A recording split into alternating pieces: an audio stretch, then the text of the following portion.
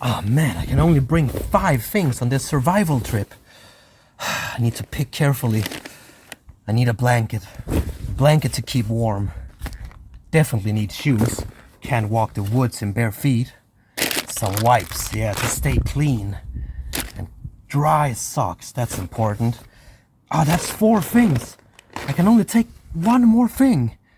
I should definitely take some water. Or should I bring some cookies? Oh, you need one.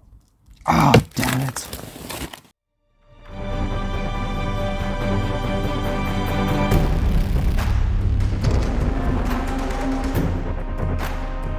Hi everybody and welcome to the channel. I am Richard.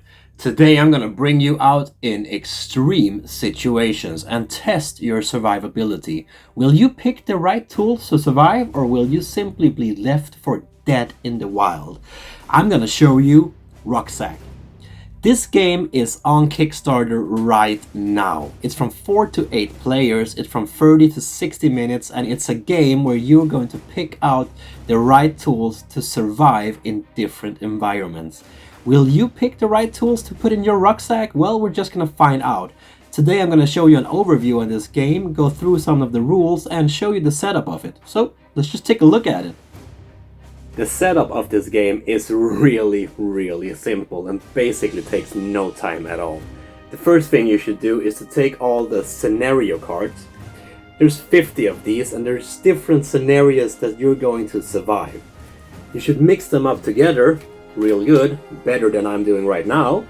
Put them in the middle of the table for all to reach. And then you should take all the items card. There's hundreds in this.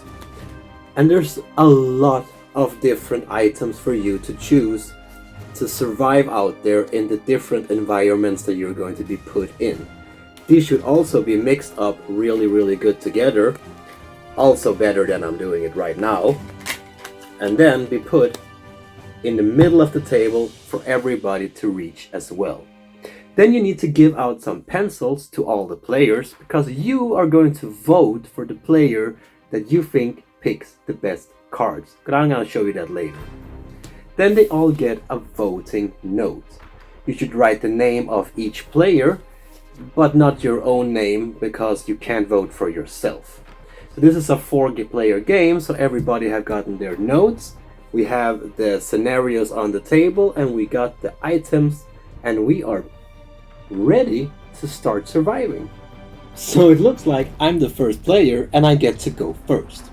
Now the first thing the first player should do in every new game is to first pick up a scenario card. Then you should read it out loud for everyone to hear. This one says, survive a tornado headed straight towards you. Okay? The next thing the player does is to pick up the item cards. Now, like I said, there's a lot of different items in this game. So if you pick up a card that you feel that you can use, you put it down here in your rucksack. But I don't know how a guitar should help me against a tornado. I mean, can I sing it to sleep? No, I can't. So I'm gonna put this one face up in the discard pile. But now I need to pick the next card. And this one is glue. I could use that. And then you place it in your rucksack. Now the scenarios are a bit vague, but that's for a reason.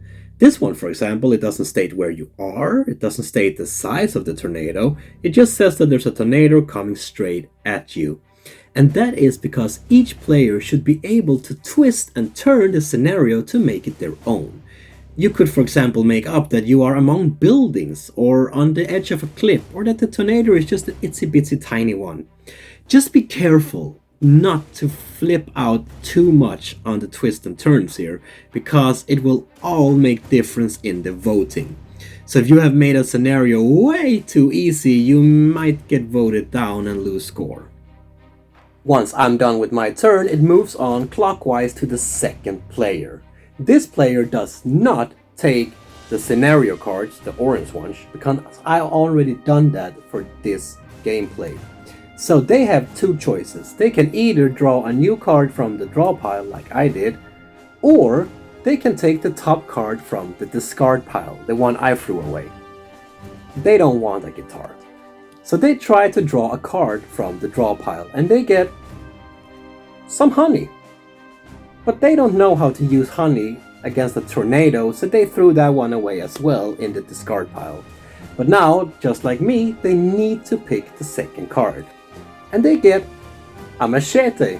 Well, maybe they can fight the tornado, right? So this one they need to take and they need to put it in their rucksack. Again, the game moves on to the next player clockwise. And this one actually feels like honey is a super smart thing to have in their rucksack. Because maybe they could rub their body in it and stick to the ground. So they're gonna take the card from the discard pile and put it in their rucksack. But now they can't take a card from the draw pile, as they have already taken a card from the discard pile. And the last player does the exact same thing. Either draw a card from the discard pile or one from the item deck. They get matches, so maybe they can put the tornado on fire or something. The turns goes on like this until each player have 5 cards on their hand. Once every player have their 5 cards, it's time for you to reveal your plan on how to survive the scenario. When you reveal your plan, you need to use all your 5 cards. And then you need to tell the people what you were thinking. Me, for example, I was thinking that I'm gonna use my money, buy a parachute, glue myself really stuck to it, spray myself with pepper spray so I don't get dirt in my eyes, and then knock myself unconscious not to feel the pain that's gonna follow. So once everybody have revealed their plans, it's time for you to pick up the pencil and vote for the escape plan that you thought was the best. And no, even though you think that your plan was the best, you may not vote for yourself. So you need to take the pencil up here and you need to figure out the second best plan. So once we are done with our voting, the game resets.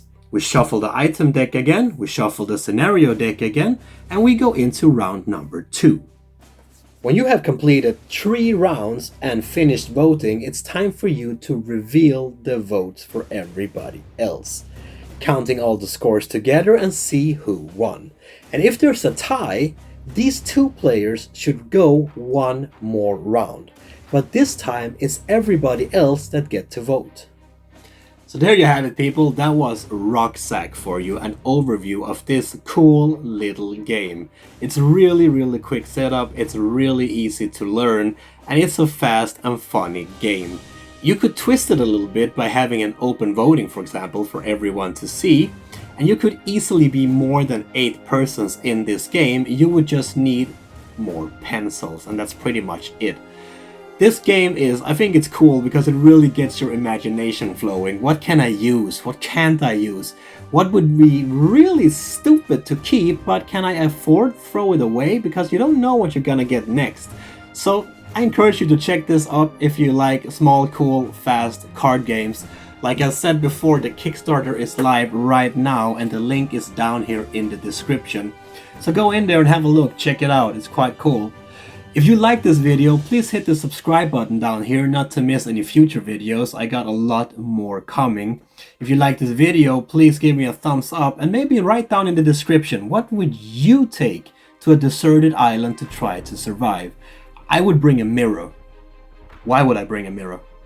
If you can figure that out, write it down in the description. Until next week, people, take care and spread the love.